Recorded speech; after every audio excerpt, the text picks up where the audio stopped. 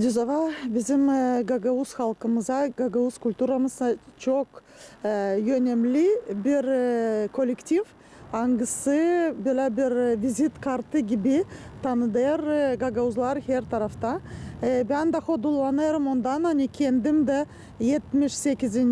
84. yıla kadar aldım pay bu oyun kolektifinde da Düzova işitip elbette biz hem Gagavuz kulturasını hem de aklımıza getiririz.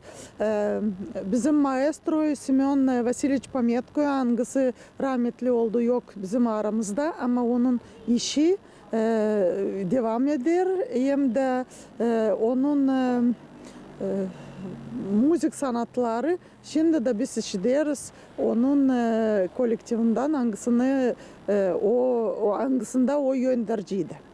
Bu profesyonelliği o kazandı. İlkten onun öndericilerin yardımlarından. Çok mutluyuz. Hani bu ansamblinin temelini koydu. Bizim anılmış türkücümüz, muzikantımız Semyon Pametko. Sanırım hani bugünkü günde de bu ansambl scenaya çıktığını insan sansı o müziği duyup bu adamı diri görüyorlar. Onu duyarlar. Onu anlarlar. Sanırım hani bu çok önemli. Düşünüyorum ileriye de bu ansambl büyük havizle çok güzel yüksek kurda götürecek bu halkının zengin ruh bayrağını. Düşünüyorum hani onların öndericileri de bugün de akıllarına getirip ileriki öndericileri çalışırlar. Çok daha ilerletme, çok daha yüksek kurda kendi oyunlarını gösterme bizim büyük scenalarda.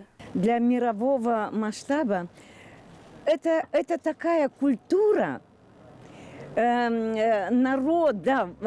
народа нашей Гагаузии, который может показать все свои достопримечательности, все свои таланты, умения. Культуру нашу могут передавать только через танцы, через песни. Поэтому 55-летие образования этого ансамбля под руководством, значит, покойного Паметко, он же есть начало всех начал. И поэтому про нас даже и не знали. Только благодаря этой основе мы уже были известны не только у нас в Гагаузии, мы и за пределы Гагаузии были. И я всегда горжусь и всем вот говорю, что это Гагаузия. Я думаю, что вот эти ценности, они должны передаваться нашим через поколение в поколение. Оно бесценное, оно крутое, оно классное, оно заряжает энергией, и потом ты заходишь в мастерскую и передаешь это через творчество, через бумагу, через холсты. Дюзова – это такой символ. Хочу сказать, что в Дюзове очень много моих знакомых, там есть мои коллеги, там есть мои студенты, и всегда приятно видеть их. И вот этот огромный концерт весь, трехчасовой концерт, продолжаешь видеть горящие глаза, продолжаешь видеть лучезарные улыбки. И что больше всего радует, что в коллективе прослеживается очень хорошо преемственность поколений.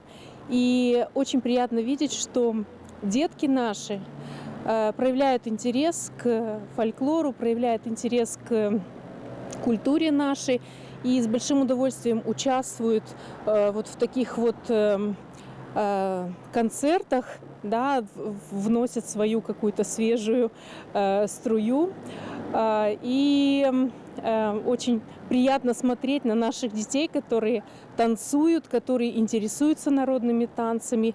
И пополняется коллектив молодыми и маленькими детками.